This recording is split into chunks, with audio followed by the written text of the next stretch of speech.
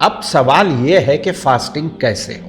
تو modern medicine کے لوگوں نے کہا کہ وہ فاسٹنگ جو 12 گھنٹے سے زیادہ ہوتی ہے وہ آپ کے جسم کے لیے فائدہ پہنچاتی ہے. فاسٹنگ کے بعد کھانے کا مطلب یہ نہیں ہے کہ فیسٹ کیا جائے، عید منائی جائے یا خوب ڈٹ کے کھایا جائے، نہیں، نارمل کھانا ہے. یعنی بھوکا رہنا، فاقہ رہنا، پھر نارمل کھانا، پھر بھوکا رہنا، یہ انٹرمیٹنٹ فاسٹنگ ہے. فاسٹنگ نہ صرف فائدہ پہنچاتی ہے جسمانی طور پہ، اور روحانی فائدے تو ہمارے پاس ہیں ہی. پہلے آپ سحر ہو یا افطار ہو یہ خیال رکھیے کہ ہم کو وہی غذا لینی چاہیے جو عام دنوں میں لے رہے تھے. رمضان ایک بہت اچھا مہینہ ہے وزن کم کرنے کے لیے، ذیابیطس کو قابو میں لانے کے لیے، اور سب سے اہم چیز تمباکو اس قسم کی اشیاء استعمال کرنے والوں کے لیے یہ بہترین موقع ہے.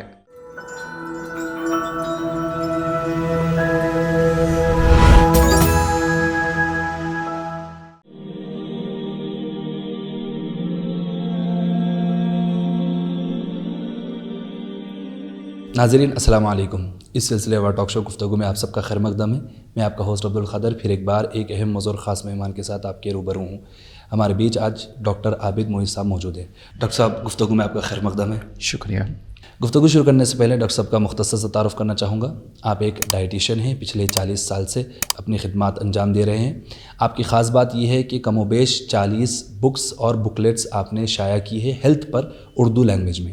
سب یوں تو ہر دینی عمل انسان کی جسمانی، روحانی اور اس کی جو دل کی کیفیت ہے، اس کی ذہن کی انٹلیکچوئل ہر شعبے کو ٹچ کرتی ہے. یہ جو روزہ ہے اس کا جو جسمانی طور سے جو تعلق ہے اس کے بارے میں تھوڑا بتائیں. اچھا، سب سے پہلے تو یہ دیکھیں گے ہم کہ روزہ کیا ہے.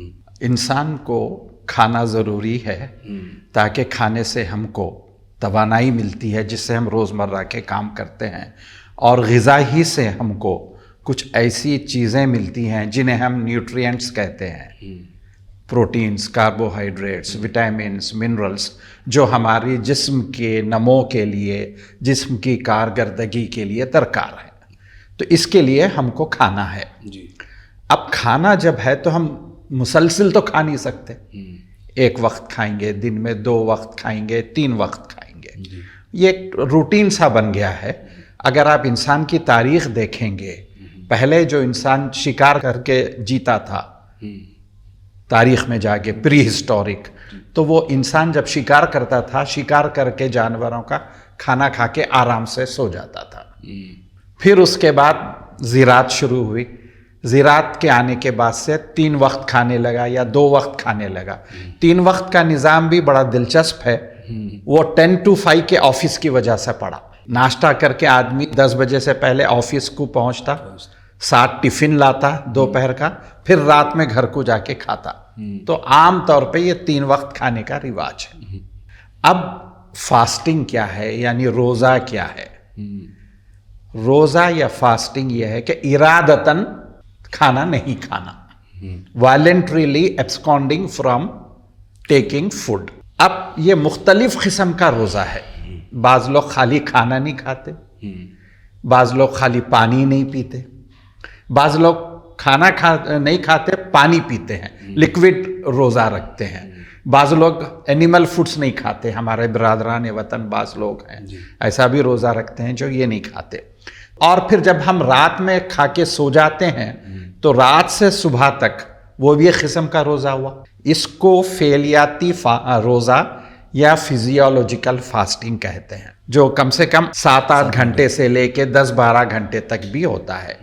تو یعنی بغیر کھانا، بغیر کھائے پیے رہنا کوئی غیر فعلی عمل نہیں ہے. It is physiological. اور اس چیز کو بعض لوگ یہ کہتے ہیں، بعض لوگ ہماری جسم کو تشبیہ دیتے ہیں کہ یہ ایک مشین کی طرح ہے، تو مشین کو ریسٹ دیا جاتا ہے، تو وہ ریسٹ میں ریکور کرنے کے لیے دیا جاتا ہے. تو اس میں جو ہے سو ریکوپ کرتی ہے باڈی. تو یہ فاسٹنگ کو ٹریٹمنٹ کے میتھڈ کے طور پہ بھی استعمال کیا گیا. پھر فاسٹنگ کو نیچرل تھراپی وغیرہ ان لوگوں نے استعمال کیا. خود ایلوپیتھی جو ماڈرن میڈیسن ہے وہ بھی فاسٹنگ کو ایک طریقہ علاج کے طور پہ استعمال کرتی ہے. سب سے پہلے تو آپ کو fasting blood sugar, fasting cholesterol یہ وہ دیکھتے ہیں، تو یعنی 7 سے 8-10 گھنٹے کی فاسٹنگ کے بعد آپ کا معائنہ کرتے ہیں. پھر آپ کو اگر بے ہوش کرنا ہے یا کوئی آپریشن کرنا ہے تو بغیر کھانے پیے فاسٹنگ رکھ کے لے کے آتے ہیں. بعض مرض ایسے ہوتے ہیں جس میں کافی شدت ہوتی ہے تو نتھنگ بائی ماؤتھ دیتے ہیں ان کو، رگ سے جو ہے سو یہ دیتے ہیں. تو فاسٹنگ کوئی غیر فعلی یا غیر فطری عمل نہیں ہے، اور زمانے سے ہم لوگ جانتے ہیں کہ فاسٹنگ فائدہ مند ہے، تو اس کو علاج کے لیے بھی استعمال کیا ہے. اب سوال یہ ہے کہ فاسٹنگ کیسے ہو، کتنے گھنٹے کی ہو، کیا کیا نہ کھایا جائے.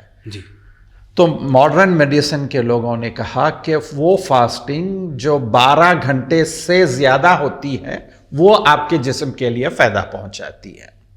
وہ کیسے؟ وہ اس طریقے سے کہ جب آپ کھانا نہیں کھائے 12 گھنٹے تک تو آپ جو اب کھائے تھے وہ پورا ہضم ہو چکا، 3 سے 5 گھنٹے میں پورا کھانا ہضم ہو گیا. اس کے بعد 5 سے 12 گھنٹے تک جو تھوڑا بہت ریزرو گلوکوز ہے گلائکوجن لیور میں، مسلس میں، وہ استعمال ہو جاتا ہے. اس کے بعد باڈی میں جو چربی ہے اس کا استعمال شروع ہوتا ہے، تو وہ فائدہ مند رہتا ہے جسم کے لیے. تو وہ چربی گھٹتی ہے تو اس سے فری ریڈیکلز وغیرہ کافی تحقیق ہوئی ہے، وہ ڈیٹیلز میں اتنا دلچسپی کا باعث نہ ہوگا. تو اس سے وہ فائدہ کرتی ہے. تو کہنے کا مطلب یہ ہے کہ وہ فاسٹنگ جو 12 سے زیادہ گھنٹوں کے لیے ہوتی ہے وہ فائدہ پہنچاتی ہے. ڈاکٹر صاحب اگر ہم فاسٹنگ کا خاص طور پہ رمضان کے مہینے میں اس کی اگر ہم آغاز دیکھیں تو ان کا آغاز جو ہے سحری سے ہوتا ہے. میں آپ اس طرف آ رہا ہوں. تو ہم لوگوں نے، ڈاکٹروں نے یہ کہا کہ انٹرمیٹنٹ فاسٹنگ فائدہ پہنچاتی ہے. انٹرمیٹنٹ سے مراد یہ ہے کہ فاسٹنگ پھر کھانا، پھر فاسٹنگ پھر کھانا.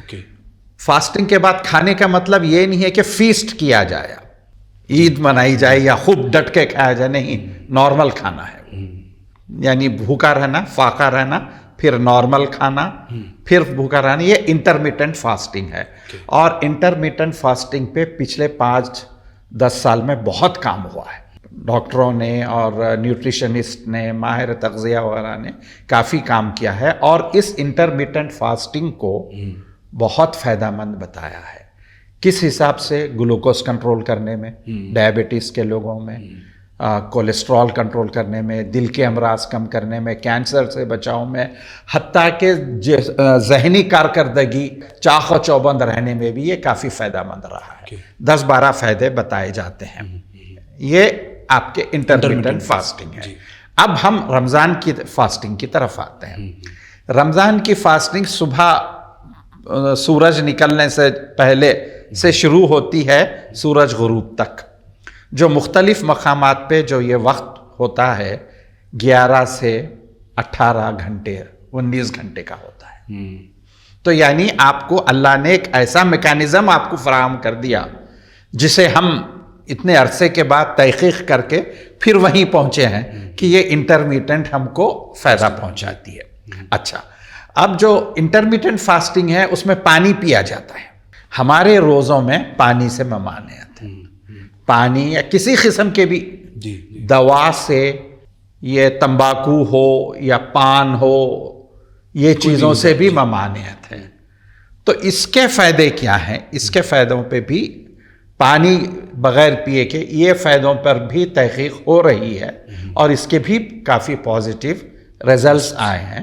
فاسٹنگ نہ صرف فائدہ پہنچاتی ہے جسمانی طور پہ، جس کا کہ ثبوت ہم کو ماڈرن میڈیسن دے رہی ہے، اور روحانی فائدے تو ہمارے پاس ہیں ہی. یہ سحر کے بارے میں پوچھا ڈاکٹر صاحب کہ ہماری سحر کیسی ہونی چاہیے؟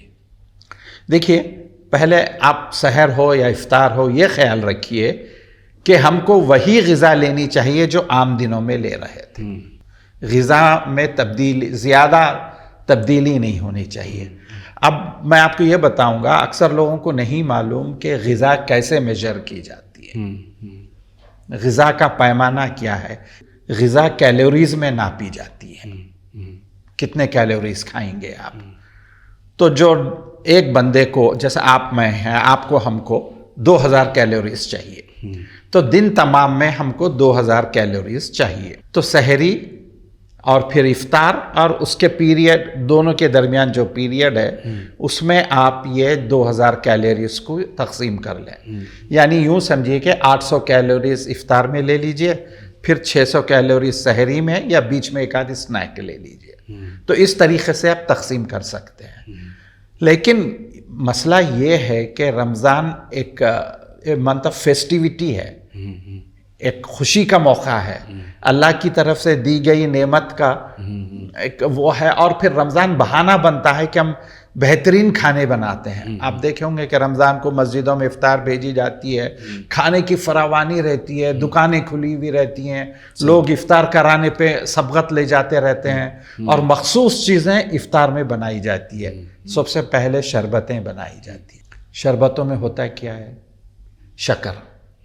شکر سے کیلوریز ملتے ہیں، صرف کیلوریز ملتے ہیں اور کوئی دوسرے نیوٹرینٹس نہیں ملتے. تو اس سے آپ کا وزن بھی بڑھ سکتا ہے. اب آپ ایک گلاس شربت اگر آپ لیں گے، اس میں 3-4 شکر چمچے شکر پڑے ہوئے رہیں گے، تو اس سے کیا ملے گا آپ کو؟ تو یہ چیزوں کا خیال رکھنا چاہیے. سحری میں آپ کا سوال پہ آتے ہوئے کہ آپ دیکھ کے حساب کر کے سحری میں ایسی غذا کھائیں جو جلدی ہضم نہ ہو، دیر سے ہضم ہو. یعنی جس میں فائبر ہو، جس میں ترکاری ہو، پھل ہو اور روٹی ہو. روٹی میدے کی بنی ہوئی نہ ہو، پورے ثابت اناج کی بنی ہوئی ہو. یعنی فل ویٹ بریڈ اگر گیہوں کھاتے ہیں یا جوار وغیرہ کھاتے ہیں، ملٹس وغیرہ کھاتے ہیں، تو میدا استعمال نہ ہو. تو وہ دیر تک ہضم ہوں گے، 3-3.5-4 گھنٹے تک جو ہے سو آپ کو وہ چلیں گے. ڈاکٹر صاحب، سحری کے بعد عموماً یہ دیکھا جاتا ہے کہ لوگ جو ہے سونے کے اوپر توجہ دیتے ہیں. بہت سارے لوگ نماز بھی پڑھتے ہیں، تھوڑے لوگ نماز بھی نہیں پڑھتے، وہ سونے کی طرف چلے جاتے ہیں. تو یہ جو سونا ہے، سلیپنگ ہے، یہ رمضان میں کیسی ہو ہماری؟ دیکھیے، رمضان میں سلیپنگ اگر آپ کو 6 یا 7 یا 8 گھنٹے ایک ساتھ ملتی ہے تو وہ لے لیں. یعنی تراویح پڑھ کے آپ 10 بجے سے صبح 4 بجے تک سو جائیں تو آپ کو 6 گھنٹے مل گئے. پھر دن میں 1-8 گھنٹہ سو لیں، مناسب ہے. 24 گھنٹے میں 24 گھنٹے میں 6-7-8 گھنٹے آپ کی جو ہے سو یہ سلیپنگ.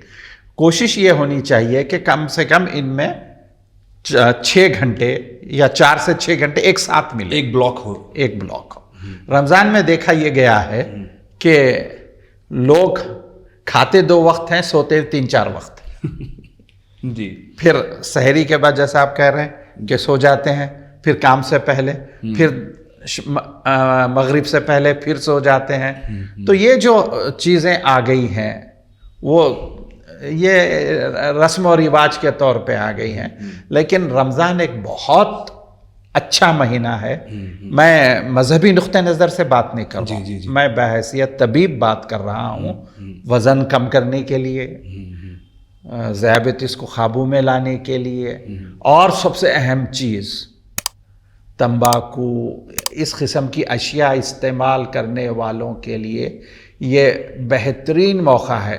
وہ دیکھ چکے ہیں کہ میں 12 گھنٹے بغیر تمباکو کھائے سگریٹ پیے رہ سکتا ہوں، تو تھوڑا سا ارادہ کر لوں، کیوں جیسے میں بالکل چھوڑ بھی سکتا ہوں اس کو، اور کوئی مشکل کام نہیں ہے اور کچھ نہیں ہوا.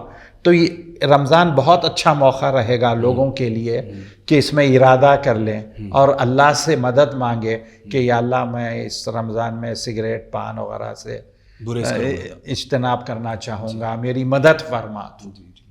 تو بہت اچھا رہے. ناظرین، ہم یہاں پر ایک چھوٹا سا بریک لیتے ہیں. بریک کے بعد اپنی گفتگو جاری رکھیں گے. اللہ کی طرف سے یہ بہترین موقع ہوتا ہے، اور تراویح جو ہے وہ خود ایک اچھی ایکسرسائز. تو افطار آپ ہلکا سا کر لیں، پھر اس کے بعد تراویح پڑھ لیں، پھر تراویح سے نکل کے واک وغیرہ کر لیں. آپ اس وقت کر لیں بہتر ہے. بالعموم رہ سکتے ہیں تو، اور بالخصوص ضعیف حضرات وغیرہ کو یہ خیال رکھنا چاہیے کہ اسٹرینس ایکسرسائز نہ کریں. تو روزے کے وقت میں، دھوپ کے وقت میں ایسے کام جس میں جسمانی محنت اور پسینے کا اخراج یہ ہوتا ہے، اس سے پرہیز کر کے آپ ایڈجسٹ کر لیں گے. خون کے معائنے سے ممانعت نہیں ہے رمضان میں بھی، روزے کی حالت میں بھی آپ خون کا معائنہ کر سکتے ہیں، تو وہ کر کے دیکھ سکتے ہیں. جسمانی آپ محاسبہ بھی کر سکتے ہیں، لیکن میرا مشورہ یہ ہے کہ غذائی محاسبہ ضرور کریں.